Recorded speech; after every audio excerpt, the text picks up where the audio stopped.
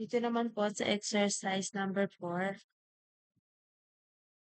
ito po yung pag-upload po ng file. For example po, mag-choose po ako ng file. And yung file po na i-upload ko is picture. So, ayan po. Kiklik ko lang po yung upload file and then lalabas na po yung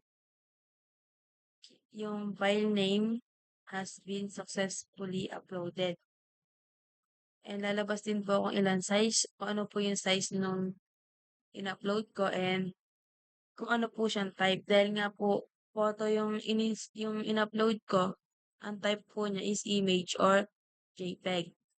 Dahil naman po natin mag-upload po ng document. For example po, mag-upload po tayo ng file. For example po is PDF.